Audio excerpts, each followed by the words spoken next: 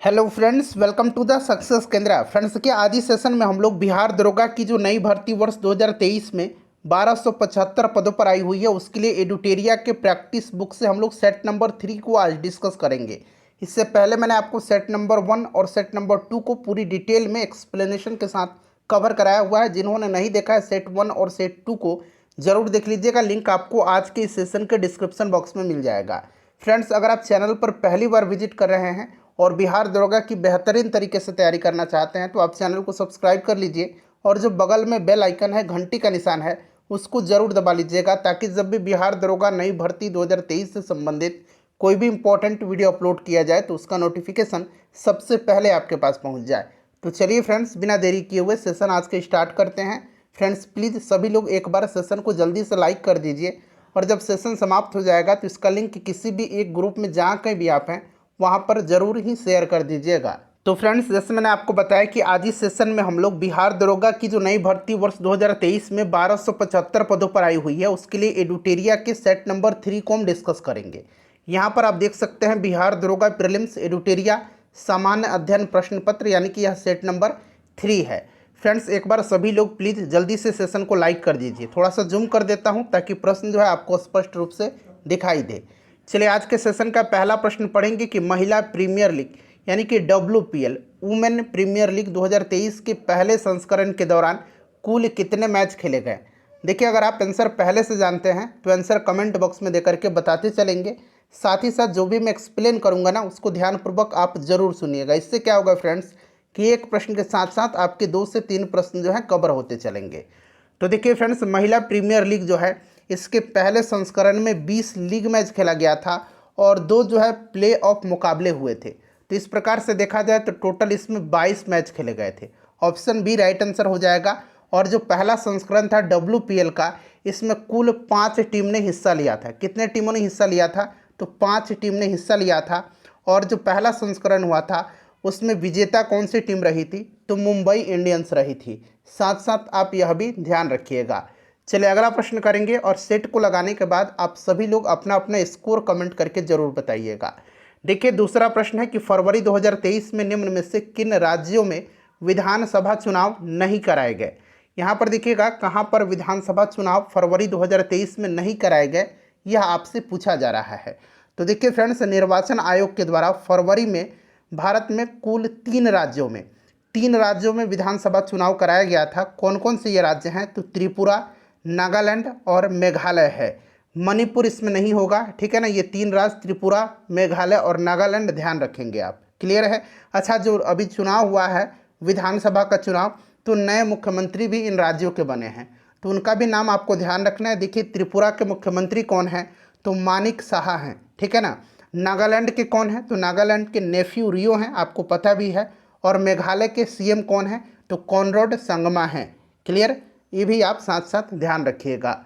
चलिए अगला प्रश्न है कि बिहार सरकार द्वारा प्रतिवर्ष शहीद दिवस किस तिथि को मनाए जाने की घोषणा की गई है। बड़ा ही महत्वपूर्ण प्रश्न है। चलिए अगर आप आंसर जानते हैं फ्रेंड्स तो कमेंट करते चलिएगा आंसर। तो देखिए फ्रेंड्स, यह जो है 15 फरवरी के दिन, ऑप्शन बी राइट आंसर हो जाएगा। दरअसल 15 फरवरी 1932 को, 15 फरवरी 1932 को, ठीक है ना, मुंगेर में तारापुर में एक भीषण नरसंहार हुआ था। उसी की स्मृति में जो है 15 फरवरी को बिहार सरकार के द्वारा प्रतिवर्ष शहीद दिवस मनाए जाने की घोषणा किया गया है। चलिए अगला प्रश्न है कि भारत का कौन सा राज्य मसाला उत्पादन में अग्रणी है। तो अभी के संदर्भ में आपको ध्यान रखना है, मध्य प्रदेश जो है मसाला उत्पादन में सबसे अग्रणी हो गया है। ऑप्शन सी राइट आंसर हो जाएगा इसका। नेक्स्ट क्वेश्चन करेंगे कि पृथ्वी की निगरानी हेतु नासा इसरो द्वारा संयुक्त रूप से निसार का प्रक्षेपण कब तक किया जाएगा। अब यहाँ पर देखिए, ये निसार का प्रक्षेपण जो है किसके द्वारा किया जा रहा है? तो नासा और इसरो के द्वारा। नासा, ठीक है ना, और इसरो के द्वारा। ध्यान रखेंगे, अमेरिकी स्पेस एजेंसी नासा और भारत की जो स्पेस एजेंसी है इसरो, इसी के द्वारा किया जा रहा है। और इस निसार का नाम भी इन्हीं दोनों के नाम पर है। क्या नाम है निसार का फुल फॉर्म? तो याद रखिएगा, इसका फुल फॉर्म जो है ये आपका है नासा इसरो। यहाँ पर देखिए NASA ISRO synthetic aperture radar, ठीक है ना, ध्यान रखिएगा। 2024 तक जो है इसका प्रक्षेपण किया जाएगा। 2024 राइट आंसर हो जाएगा। उसके बाद देखिए, श्री अन्न सम्मेलन यानी कि वैश्विक मिलेट्स का आयोजन कहाँ किया गया। अच्छा, एक इम्पॉर्टेंट पॉइंट्स आप नोट करेंगे। देखिए फ्रेंड्स, वर्ष 2023 को संयुक्त राष्ट्र के द्वारा अंतर्राष्ट्रीय मोटा अनाज वर्ष यानी कि इंटरनेशनल ईयर ऑफ मिलेट्स घोषित किया गया है। ये भी आप जरूर ही ध्यान रखेंगे। इसका आयोजन कहाँ पर गया था वैश्विक मिलेट्स का? तो फ्रेंड्स, इसका आयोजन नई दिल्ली में किया गया था। ऑप्शन ए राइट आंसर इसका हो जाएगा। इसका उद्घाटन प्रधानमंत्री नरेंद्र मोदी जी के द्वारा किया गया था। साथ साथ आप यह भी ध्यान रखेंगे। देखिए फ्रेंड्स, अगर सेशन आपको पसंद आ रहा है तभी आप सेशन को लाइक करिएगा। और देखिए, मैं इसलिए रिक्वेस्ट करता हूं कि लाइक से मोटिवेशन मिलता है। अगर आप वीडियो को लाइक करते हैं तो मुझे पता चलता है कि वीडियो आपको अच्छी लग रही है। कोई सुझाव है तो आप निश्चिंत होकर के कमेंट बॉक्स में लिख सकते हैं। चलिए, क्वेश्चन नंबर 7 है कि हाल के दिनों में चर्चा में रहा मथुआ महामेला का आयोजन किस राज्य में किया गया था? ये मथुआ महामेला का आयोजन जो है कहाँ पर किया गया था? तो फ्रेंड्स, यह पश्चिम बंगाल में किया गया था। पश्चिम बंगाल इसका राइट आंसर हो जाएगा। चलिए, उसके बाद देखिएगा कि 17वें प्रवासी दिवस के दौरान लगभग कितने देशों के प्रवासी प्रतिनिधियों ने भाग लिया? अच्छा, ये जो 17वां प्रवासी दिवस था इसका आयोजन मध्य प्रदेश के इंदौर में किया गया। कहाँ पर किया गया था? मध्य प्रदेश के इंदौर में किया गया था। इसमें मुख्य अतिथि कौन थे? तो गुयाना के राष्ट्रपति डॉक्टर मोहम्मद इरफान अली थे। और इसमें 70 देशों के लगभग 3500 से 70 देशों के लगभग 3500 से अधिक प्रतिनिधियों ने हिस्सा लिया था। तो राइट आंसर यहाँ पर देखेंगे ऑप्शन बी हो जाएगा 70। ठीक है ना। चलिए, नेक्स्ट क्वेश्चन है। अच्छा, इसका अगर थीम पूछा जाए तो थीम भी याद रखिएगा, diaspora reliable partners for India's progress in Amritkaal. एक बार मैं और रिपीट करता हूँ, diaspora reliable partners for India's progress in Amritkaal. Next question है हमारा कि गोल्डन ग्लोब पुरस्कार 2023 के अंतर्गत सर्वश्रेष्ठ गीत का अवार्ड किसे दिया गया? सर्वश्रेष्ठ गीत का अवार्ड किसको दिया गया है? तो फ्रेंड्स, यह RRR मूवी के नाटू नाटू गाने को दिया गया है। ठीक है ना फ्रेंड्स। अच्छा, अगर गोल्डन ग्लोब अवार्ड्स 2023 में सर्वश्रेष्ठ फिल्म का अवार्ड आपसे पूछा जाएगा तो यहाँ मैं लिख देता हूँ, द फैबलमैन्स। ठीक है ना, द फैबल, ये बी है, फैबलमैन्स। ठीक है ना, याद रखिएगा, सर्वश्रेष्ठ फिल्म का अवार्ड इसको दिया गया। चलिए, मिस यूनिवर्स 2022 का आयोजन कहाँ किया गया था? आयोजन से ज़्यादा इम्पोर्टेंट विनर होता है। तो देखिए, मिस यूनिवर्स 2022 का आयोजन जो है ये अमेरिका में किया गया था, न्यू ओरियंस शहर में किया गया था। ठीक है ना। और इसमें विजेता जो रही थी ये आर बोनी गैब्रियल रही थी, आर बोनी गैब्रियल रही थी। ठीक है ना, तो यह अमेरिका हो जाएगा। अच्छा, अभी एक इम्पॉर्टेंट पॉइंट्स आपको ध्यान रखना है। मिस दीवा यूनिवर्स, मिस दीवा यूनिवर्स, ठीक है ना, अभी हाल ही में जीता है किसने? तो श्वेता शारदा ने जीता है, श्वेता शारदा ने जीता है। यह भी आप ध्यान रखिएगा। देखिए, हाल ही में किसे विश्व के सबसे ऊंचे युद्ध क्षेत्र सियाचिन के कुमार पोस्ट पर तैनात किया गया है? बताइए, बड़ा ही महत्वपूर्ण क्वेश्चन है। यहाँ पर ऑप्शन आपको देखने को मिल जाएगा। राइट आंसर इसका क्या होगा? तो देखिए, ये शिवा चौहान है। शिवा चौहान को विश्व के सबसे ऊंचे युद्ध क्षेत्र सियाचिन के कुमार पोस्ट पर तैनात किया गया है। ठीक है ना, ऑप्शन ए राइट आंसर हो जाएगा। उसके बाद देखिएगा कि इंडोनेशिया मास्टर्स बैडमिंटन का पुरुष एकल का खिताब किसने जीता है? पुरुष एकल का खिताब किसने जीता है? तो फ्रेंड्स, यह जीता है किसने? अच्छा, इसका आयोजन इंडोनेशिया के जकार्ता में किया गया था और पुरुष एकल का खिताब जो है जोनाथन क्रिस्टी ने जीता है। जोनाथन क्रिस्टी राइट आंसर हो जाएगा, ये इंडोनेशिया के हैं। और महिला एकल का पूछा जाएगा तो महिला एकल का जीता है आन से यंग ने, आन से यंग ने। ये कहाँ की हैं? तो ये साउथ कोरिया की हैं। साथ साथ सारे पॉइंट्स को मैं डिस्कस करते चलूँगा ताकि सब कुछ आपका क्लियर होता चले। अंतर्राष्ट्रीय महिला दिवस 2023 का विषय पूछा जा रहा है आपसे। अंतर्राष्ट्रीय महिला दिवस आपको पता है प्रत्येक वर्ष 8 मार्च के दिन मनाया जाता है और 2023 में यानी कि इस वर्ष इसका थीम क्या था? तो digital innovation and technology for gender equality. ठीक है ना, याद रखिए, इस तरह से डिजिटल है, डिजिटल। ठीक है ना, डिजिटल नहीं है, digital, digital innovation and technology for gender equality. Clear है ना? तो right answer option number A हो जाएगा। स्टैचू ऑफ बिलीफ प्रतिमा है, यह कहाँ जो किससे संबंधित है? तो ये कहाँ पर है ये भी आपको ध्यान रखना है। स्टैचू ऑफ बिलीफ जो है यह कहाँ पर है फ्रेंड्स? तो ये राजस्थान के नाथद्वार में है। राजस्थान आपको याद रखना है, नाथद्वार भी आप याद रख सकते हैं। और यह भगवान शिव को समर्पित है, तो भगवान शिव राइट आंसर हो जाएगा। चलिए, उसके बाद देखिए क्वाड शिखर सम्मेलन। ठीक है ना, ये वाला क्वाड है, यहाँ पर मैं लिख देता हूँ QUAD। क्वाड शिखर सम्मेलन 2023 का आयोजन कहाँ पर किया गया था? अच्छा, क्वाड में कौन कौन से देश हैं? 4 देश सम्मिलित हैं इसमें, ऑस्ट्रेलिया, अपना प्यारा भारत, जापान और अमेरिका है। क्लियर है ना? 2023 में इसका आयोजन ऑस्ट्रेलिया में किया गया और 2024 में इसका आयोजन जो है अपना प्यारा भारत में किया जाएगा। नेक्स्ट क्वेश्चन हमारा कि किस शहर को सर्वश्रेष्ठ हेरिटेज सिटी का पुरस्कार दिया गया है? किस शहर को सर्वश्रेष्ठ हेरिटेज सिटी का पुरस्कार दिया गया है? तो फ्रेंड्स यह दिया गया है अहमदाबाद को, अहमदाबाद को दिया गया है। ठीक है ना? और पर्यटन के समग्र विकास के हेतु उत्तराखंड को प्रथम पुरस्कार इसमें दिया गया है। अहमदाबाद राइट आंसर हो जाएगा। एयर इंडिया ने किसके साथ अपने विलय को मंजूरी दी है? तो फ्रेंड्स यह दिया है विस्तारा एयरलाइंस के साथ। ठीक है ना? विस्तारा एयरलाइंस, तो विस्तारा इसका राइट आंसर हो जाएगा। अंडर 19 क्रिकेट वर्ल्ड कप की मेजबानी 2024 में किस देश के द्वारा किया जाएगा? तो फ्रेंड्स यह श्रीलंका के द्वारा किया जाएगा। ठीक है ना? श्रीलंका के द्वारा, तो राइट आंसर इसका श्रीलंका हो जाएगा। और 2026 में इसका आयोजन जो है जिम्बाब्वे और नामीबिया में संयुक्त रूप से किया जाएगा। 2026 वाला, 2024 वाला श्रीलंका में होगा। उसके बाद देखिए वर्ल्ड हैप्पीनेस रिपोर्ट 2023, विश्व प्रसन्नता सूचकांक जिसको कहा जाता है, भारत के इसमें स्थान 2023 में कौन सा है? सबसे पहले जानना जरूरी होता है कि यह संस्था जो है कौन सी है जो इसको जारी करती है। तो यह संस्था है United Nations sustainable development solutions network. ठीक है ना? इसी के द्वारा जारी किया जाता है। और भारत का स्थान इसमें 126वां है, प्रथम स्थान पर इसमें फिनलैंड है। ठीक है ना? चलिए उसके बाद देखिएगा कि 32वें व्यास सम्मान 2023 से किसे सम्मानित किया गया है? अच्छा, ये तो व्यास सम्मान हो गया। अगर आपसे सरस्वती सम्मान पूछा जाएगा तो देखिए सरस्वती सम्मान जो है यह दिया गया है किसको? तो सरस्वती सम्मान जो है ये तमिल लेखिका शिव सुंदरी को दिया गया है। ठीक है ना? उनकी रचना सूर्य वामसम के लिए, सूर्य वामसम के लिए। ठीक है ना? याद रखिएगा। चलिए, और व्यास सम्मान दिया गया है ज्ञान चतुर्वेदी को, इनकी रचना पागल खाना के लिए। नेक्स्ट क्वेश्चन हमारा है कि पाक जलडमरू मध्य को तेजी से तैर करके पार करने वाले पहले भारतीय कौन बने हैं? तो ये भारतीय बने हैं संपन्न रमेश सेलार। यहाँ पर देखिए संपन्न, ऐसे संपन्न रमेश सेलार, ऑप्शन ए राइट आंसर हो जाएगा। ठीक है ना? चलिए उसके बाद नेक्स्ट क्वेश्चन करेंगे। फ्रेंड्स हम लोग जल्दी में सेशन को कवर करेंगे। आप में से बहुत लोगों का कहना है कि 30 मिनट के लगभग में आप इस सेशन को समाप्त करिए, तो मेरा प्रयास रहता है कि मैं बिल्कुल समय वेस्ट ना करूँ आपका। राष्ट्रपति द्रौपदी मुर्मू द्वारा किसे प्रेसिडेंट्स कलर ऑफ अवार्ड प्रदान जो है ये दिया गया है, बताइए। तो फ्रेंड्स यह किसको दिया गया? INS द्रोणाचार्य को दिया गया। INS द्रोणाचार्य राइट आंसर हो जाएगा। भारत की पहली व्यावहारिक प्रयोगशाला स्थापित की गई है कहाँ पर? भारत की पहली है, इसीलिए इम्पोर्टेंट है। तो भारत की पहली व्यावहारिक प्रयोगशाला राजस्थान के जयपुर में स्थापित की गई है।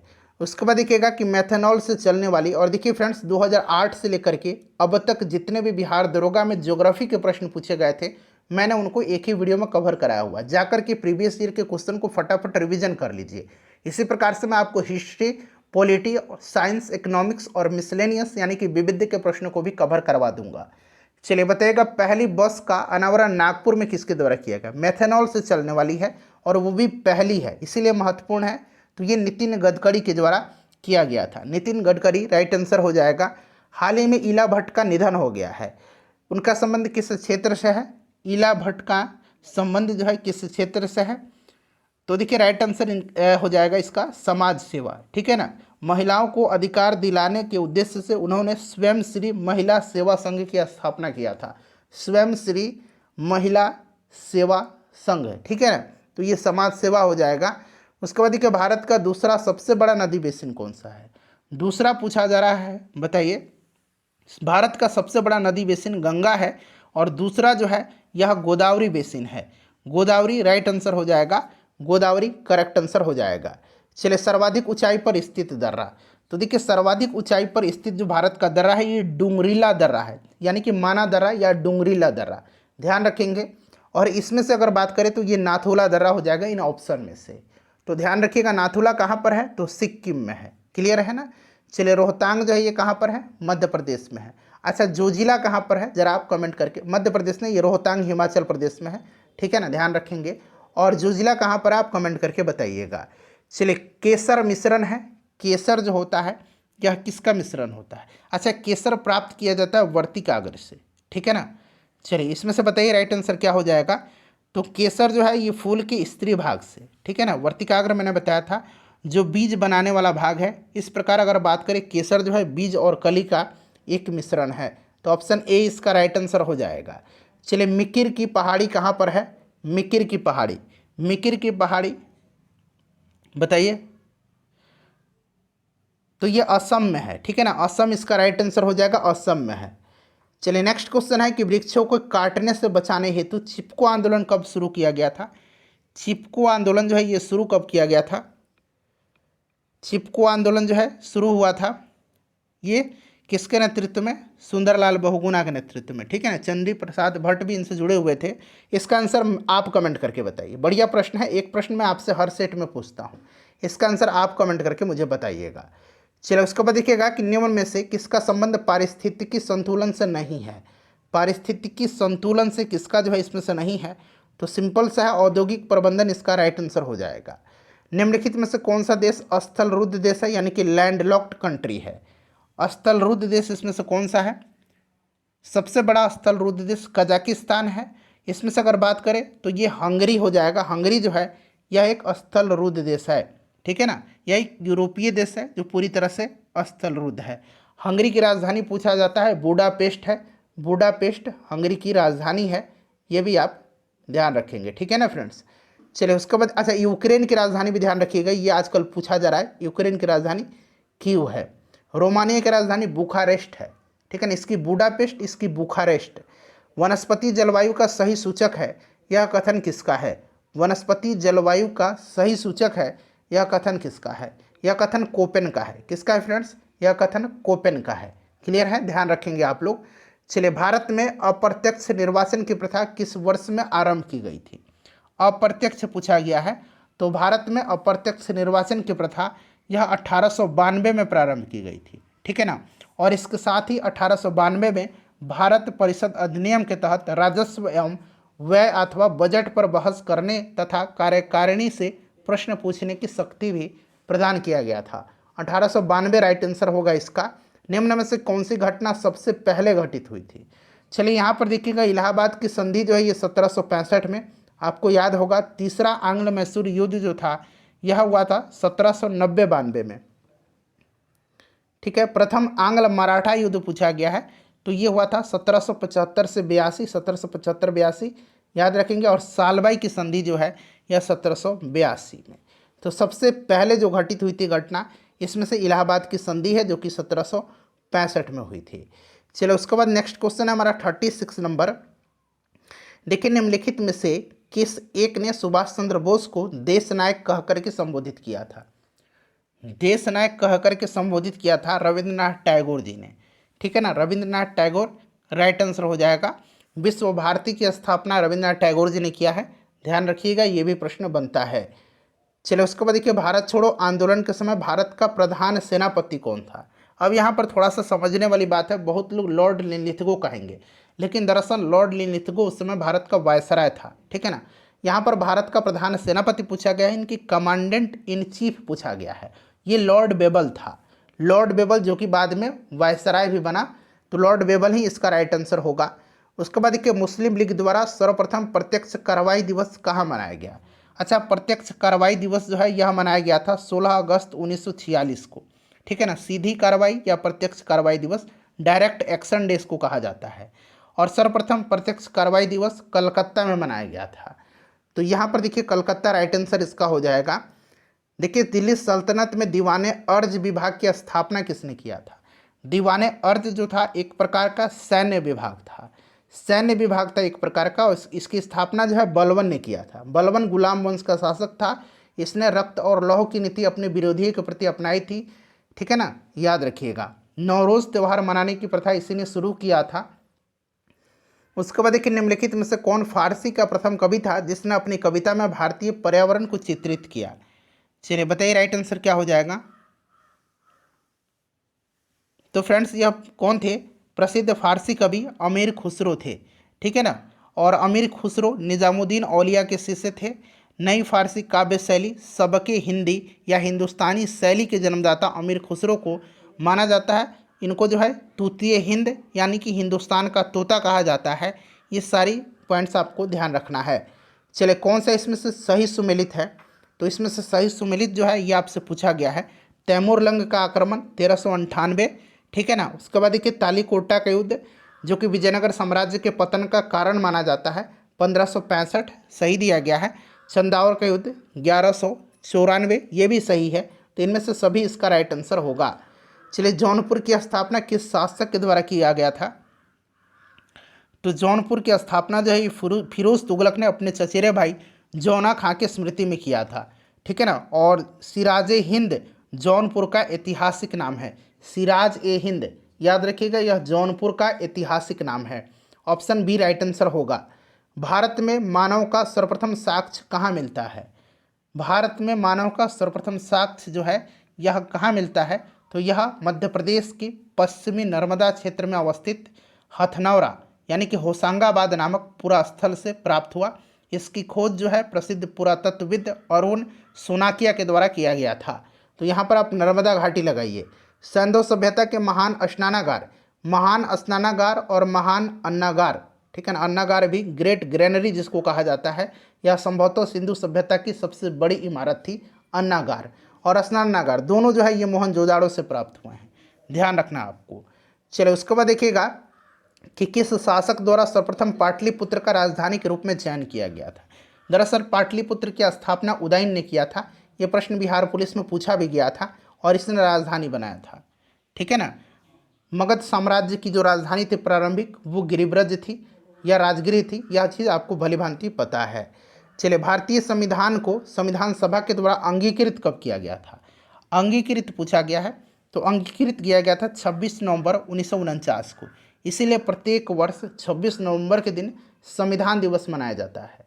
तो ये 26 नवंबर 1949 देखिए ऑप्शन बी में दिया गया है, ठीक है ना फ्रेंड्स। चलिए कहीं डाउट है तो क्वेश्चन नंबर लिख करके आप कमेंट करिएगा। निम्नलिखित में से कौन सा विषय समवर्ती सूची का है, समवर्ती सूची में कौन कौन सा विषय है। यहाँ पर देखेंगे तो पुलिस, लोक स्वास्थ्य एवं स्वच्छता, ठीक है ना, लोक स्वास्थ्य एवं स्वच्छता, पुलिस, ये सब राज्य सूची का विषय है, ठीक है ना। पंचायती राज भी राज्य सूची का विषय है। इसमें से जनसंख्या नियंत्रण एवं परिवार नियोजन यह समवर्ती सूची का विषय है। समवर्ती सूची लिया गया है ऑस्ट्रेलिया से, याद रखिएगा। चलिए उसके बाद नेक्स्ट क्वेश्चन है 48 नंबर कि भारतीय संविधान का कौन सा भाग संविधान की आत्मा कहलाता है। संविधान की आत्मा जो है ये हमारा प्रस्तावना है, इसी को कहा जाता है, उद्देशिका को कहा जाता है, ठीक है ना, ध्यान रखिएगा। ये आपका उद्देशिका हो जाएगा, ऑप्शन नंबर सी। चलिए उसके बाद देखिएगा कि भारतीय संविधान का कौन सा अनुच्छेद केंद्रीय सतर्कता आयोग का वर्णन करता है, केंद्रीय सतर्कता आयोग का। तो देखिए केंद्रीय सतर्कता आयोग का गठन जो है 1964 में 1964 में केंद्र सरकार द्वारा पारित एक प्रस्ताव के तहत हुआ था, ठीक है ना। संथानम समिति जो थी, संथानम समिति इसी की सिफारिश पर जो है इसकी गठन किया गया था। तो इनमें से कोई नहीं राइट आंसर हो जाएगा, क्योंकि यह केंद्र सरकार द्वारा पारित एक प्रस्ताव के तहत 1964 में गठित हुआ है। चलिए उसके बाद देखिएगा नेक्स्ट क्वेश्चन है हमारा कि भारतीय संसद की सबसे बड़ी समिति कौन सी है। सबसे बड़ी समिति पूछा गया है। तो सबसे बड़ी समिति इसमें से कौन सी समिति है, तो जिसमें सदस्यों की संख्या ज़्यादा होगी वही सबसे बड़ी होगी, और यह प्राक्कलन समिति, इसमें 30 सदस्य हैं, ठीक है ना। और केवल इसमें लोकसभा के ही सदस्य होते हैं। इसका कार्यकाल 1 वर्ष का होता है। इसमें राज्यसभा के सदस्य नहीं होते हैं। लोकलेखा समिति पूछा जाता है, इसमें 22 सदस्य होते हैं, 15 लोकसभा से और 7 राज्यसभा से, ठीक है ना फ्रेंड्स। चलिए आगे बढ़ेंगे, नेक्स्ट क्वेश्चन करेंगे कि प्रत्येक राज्य में लोकसभा तथा विधानसभा की सीटों का निर्धारण परिसीमन आयोग के द्वारा किया जाता है। इस परिसीमन आयोग में कब तक हस्तक्षेप नहीं किया जाएगा, यह आपसे पूछा गया है। तो आपको याद होगा कि 84वां 84 संविधान संशोधन जो था, इसके द्वारा संविधान का अनुच्छेद 82 और 170(3), 82 यानी कि 82 और अनुच्छेद 170(3) में शर्तों के साथ संशोधन किया गया, जिसके अनुसार देश में लोकसभा और विधानसभा की सीटों की संख्या को वर्ष 2026 तक कोई भी इसमें कमी या वृद्धि नहीं की जाएगी। चलिए उसके बाद देखिएगा कि संविधान के अंतर्गत उच्चतम न्यायालय में विधि के प्रश्न पर राय लेने का अधिकार किसको है। तो आपको याद होगा अनुच्छेद 143, ठीक है ना। इसके तहत क्या है, राष्ट्रपति जो है उच्चतम न्यायालय यानी कि सुप्रीम कोर्ट से विधि के प्रश्न पर परामर्श ले सकता है, लेकिन राष्ट्रपति इसको मानने के लिए बाध्य नहीं होगा, यह आपको पता है, ठीक है ना। तो ये राष्ट्रपति होगा। राज्य सरकार का कार्यकारी अध्यक्ष और संवैधानिक प्रमुख कौन होता है राज्य सरकार का? तो राज्य सरकार का आपको पता है कि राज्यपाल होता है, ठीक है ना। राज्यपाल होता है। राज्य की कार्यकारी का शक्ति जो है, कार्यपालिका शक्ति, यह राज्यपाल में निहित होती है आर्टिकल 154 के अंतर्गत। तो ये राज्यपाल हो जाएगा। अच्छा, बिहार के वर्तमान में राज्यपाल कौन है? अभी जब मैं प्रश्न आपसे पूछ रहा हूँ तो फ्रेंड्स राजेंद्र विश्वनाथ आर्लेकर हैं। सतत विकास के लिए आवश्यक है, सतत विकास के लिए आवश्यक है जैविक विविधता का संरक्षण, प्रदूषण पर नियंत्रण, निर्धनता को घटाना। तो ऑप्शन डी इसका राइट आंसर हो जाएगा, ठीक है ना। चलिए, वर्षा की मात्रा निर्भर करती है। वर्षा की जो मात्रा है यह वायुमंडल की नमी की मात्रा द्वारा निर्धारित की जाती है, ठीक है ना। तो राइट आंसर इसका हो जाएगा वायुमंडल में नमी पर। नगरीकरण एवं औद्योगिकीकरण हानिकारक है। नगरीकरण और औद्योगिकीकरण जो है यह हानिकारक है। तो संतुलित विकास के लिए भी है, पर्यावरण एवं पारिस्थितिकी के लिए भी है, जैव विविधता के संरक्षण के लिए भी है। तो उपरोक्त सभी के लिए है। उसके बाद देखिए साइलेंट वैली परियोजना, ठीक है ना, शांत घाटी परियोजना किस राज्य में है? सिंपल सा क्वेश्चन है। शांत घाटी परियोजना यह केरल से संबंधित है, ठीक है ना। चलिए, शांत घाटी को बायोस्फीयर रिजर्व घोषित भी किया गया है, केरल में है। अच्छा, फूलों की घाटी, ठीक है ना, ये तो साइलेंट वैली है। फ्लावर्स वैली कहाँ पर है? तो ये उत्तराखंड में है। चलिए, उसके बाद देखिएगा कि भारत में सबसे अधिक जैव विविधता संपन्न क्षेत्र पूछा गया है। तो जैव विविधता का हॉट स्पॉट ये आपको पश्चिमी घाट इसका राइट आंसर होगा। 59 नंबर क्वेश्चन देखिए कि इलेक्ट्रा गोल्ड कप किस खेल से संबंधित है? इलेक्ट्रा गोल्ड कप जो है यह संबंधित किस खेल से है? तो फ्रेंड्स यह टेबल टेनिस से है। निम्नलिखित में से कौन सा देश सार्क का सदस्य नहीं है? सार्क की स्थापना 1985 में हुआ था। 8 देश इसमें सदस्य हैं, भारत, पाकिस्तान, बांग्लादेश, नेपाल, भूटान, श्रीलंका, मालदीव और अफगानिस्तान। सार्क का सबसे बड़ा देश कौन सा है? तो अपना प्यारा भारत है। याद रखिएगा, हेडक्वार्टर इसका नेपाल के काठमांडू में है। तो राइट आंसर यहाँ पर देखिएगा, राइट आंसर कौन सा इसमें नहीं है? तो म्यांमार नहीं है। चलिए, उसके बाद नेक्स्ट क्वेश्चन है कि वह रेखा जो धूप के समान अवधि वाले स्थानों को मिलाते हुए खींचा जाता है उसको क्या कहा जाता है? चलिए बताइएगा, राइट आंसर इसका क्या हो जाएगा? तो इसको कहा जाता है आइसोहेल लाइन। आइसोहेल लाइन कहा जाता है। यहाँ पर देखिएगा आइसोथर्म है। आइसोथर्म यानी कि समताप रेखा इसको कहा जाता है। तापमान को यह समान तापमान वाले स्थानों को मिलाते हुए खींची जाती है। आइसोबार यानी कि समदाब रेखा इसको कहा जाता है। समान वायुदाब को मिलाने वाले स्थानों को से खींची जाती है। आइसोहेलाइन जो है यह मानचित्र पर खींची गई वैसी रेखा है जो महासागर के उन स्थानों को मिलाती है जहाँ पर समान लवणता पाई जाती है। सभी पॉइंट्स को ध्यान रखिएगा। इनमें से कौन सा लोक नृत्य छत्तीसगढ़ राज्य का है? छत्तीसगढ़ का पूछा गया है। तो यहाँ पर देखिएगा पंडवानी, ये छत्तीसगढ़ का आपको पता है, ठीक है ना। तीजन बाई इसके प्रसिद्ध कलाकार हैं। तीजन बाई का नाम याद रखिएगा, नावारानी और डागला। ऑप्शन ए राइट आंसर हो जाएगा, ठीक है ना। यहाँ पर देखिए बांग्ला जो है ये मेघालय का, आप जानते हैं, लाहो और बांग्ला, ठीक है। छपेली, महाथू, डांगी ये कहाँ का? हिमाचल प्रदेश का है। रासलीला, नौटंकी, कजरी ये उत्तर प्रदेश का है। अंतर्राष्ट्रीय खेल दिवस कब मनाया जाता है? अंतर्राष्ट्रीय खेल दिवस 6 अप्रैल के दिन मनाया जाता है, ठीक है ना। चलिए, अंतर्राष्ट्रीय खेल दिवस कब मनाया जाता है? अंतर्राष्ट्रीय पूछा गया है। अंतर्राष्ट्रीय खेल दिवस 6 अप्रैल के दिन मनाया जाता है। अच्छा, राष्ट्रीय खेल दिवस कब मनाया जाता है? राष्ट्रीय खेल दिवस कब मनाया जाता है? जल्दी से आप लोग कमेंट करिए। राष्ट्रीय खेल दिवस, मैं इंतज़ार कर रहा हूँ, आप लोग कमेंट करिए राष्ट्रीय खेल दिवस कब मनाया जाता है जल्दी से। राष्ट्रीय खेल दिवस जो है यह मनाया जाता है मेजर ध्यानचंद जी के जन्मदिन के अवसर पर। कब? तो प्रत्येक वर्ष राष्ट्रीय खेल दिवस मनाया जाता है 29 अगस्त के दिन, ठीक है ना, 29 अगस्त के दिन। देखिए, संगीत नाटक अकादमी की स्थापना, बताइए राइट आंसर इसका क्या होगा?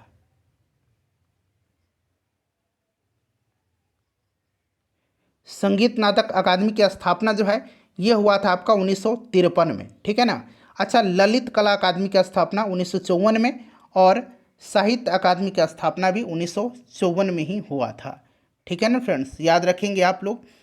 चलिए उसके बाद नेक्स्ट क्वेश्चन कर लेंगे कि असम राइफल का मुख्यालय कहाँ पर है। असम राइफल्स जो है इसकी स्थापना अगर पूछा जाए तो 1835 में, याद रखिएगा।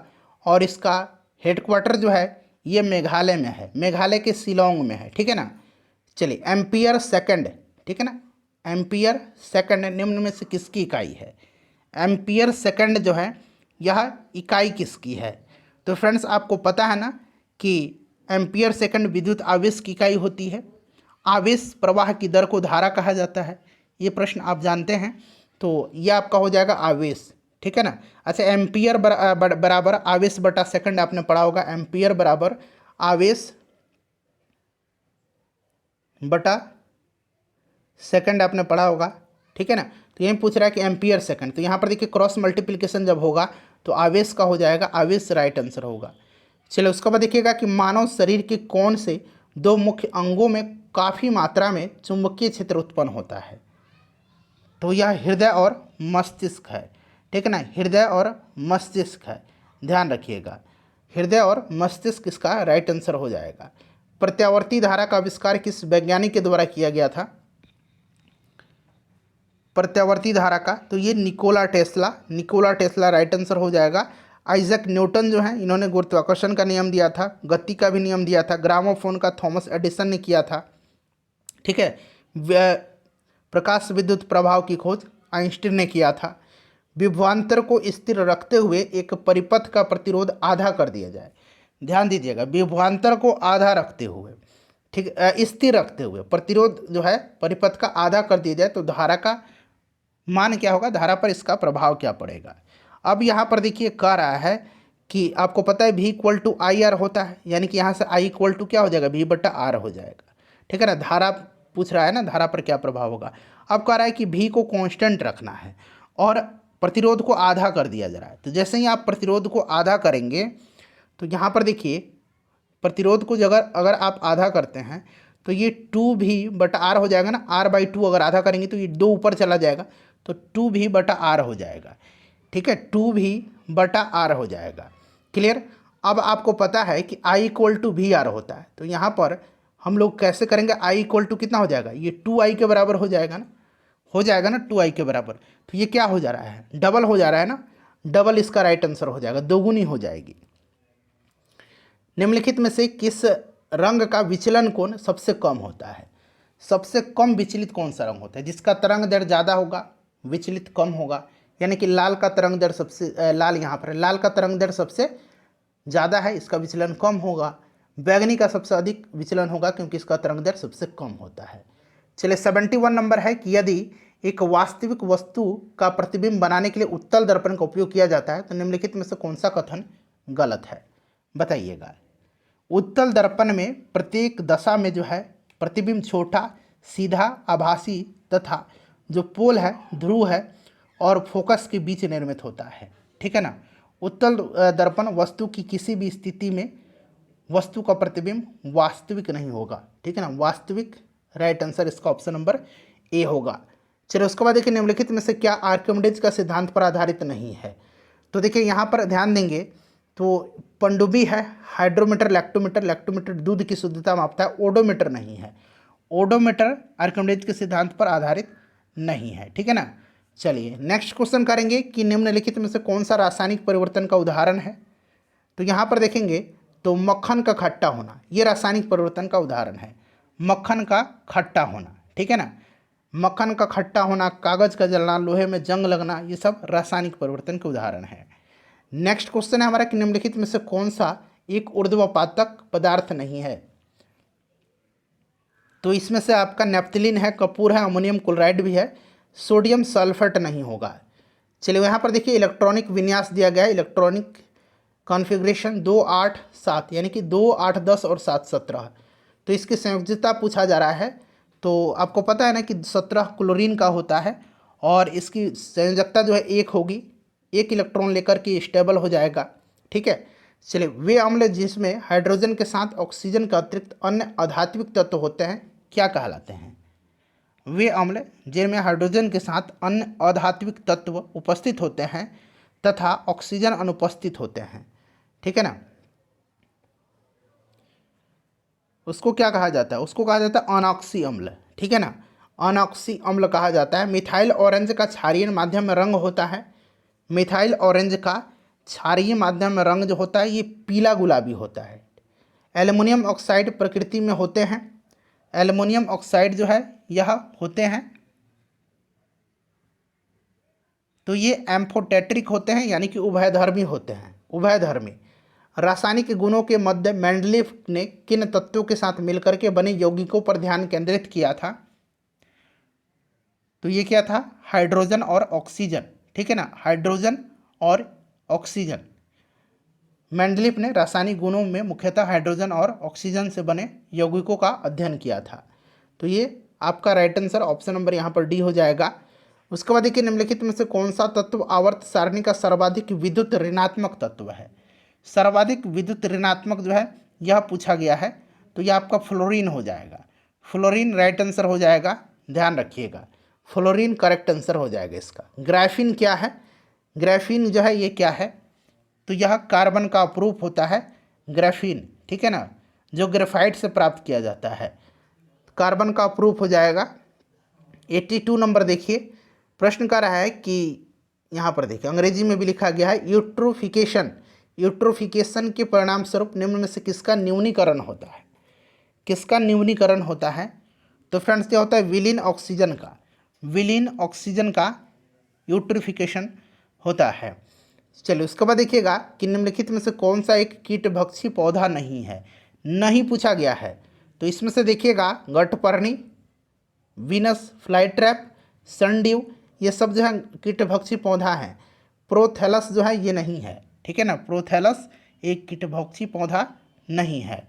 चलो उसके बाद देखिएगा कि पहला वनस्पति वैज्ञानिक किसे माना गया है? तो ये थियोफ्रेस्टस को माना गया है, ये आपको भी पता है।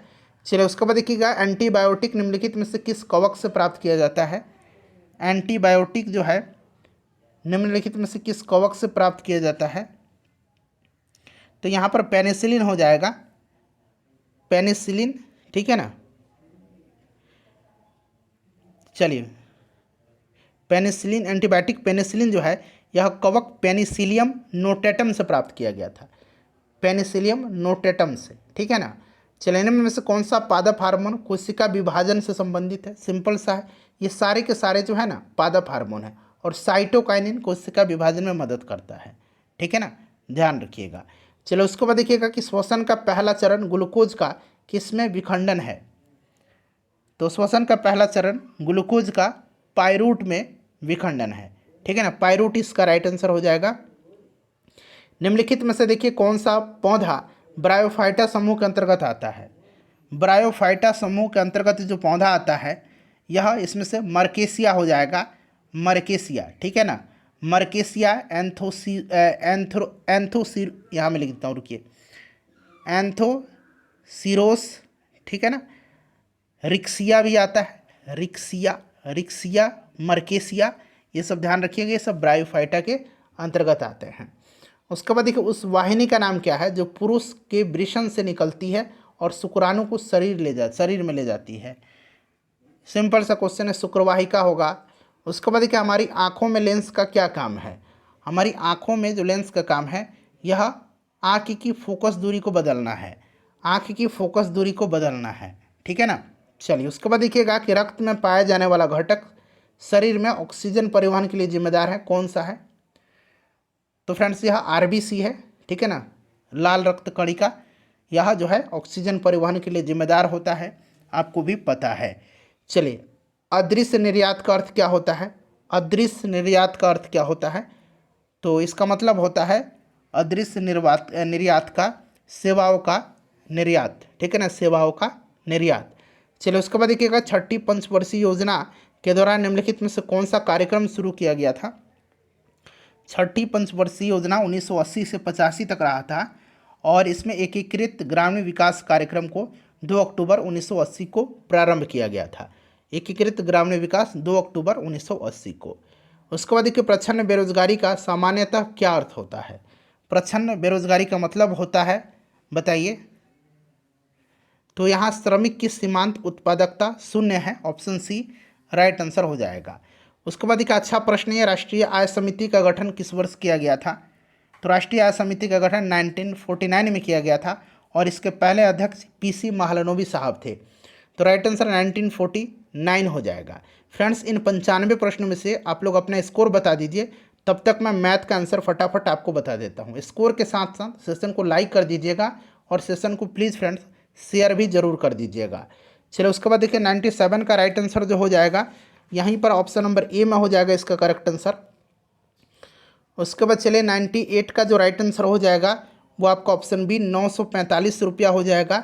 99 का करेक्ट आंसर 11,712 रुपया हो जाएगा और 100 का जो करेक्ट आंसर होगा ये 6 घंटा हो जाएगा।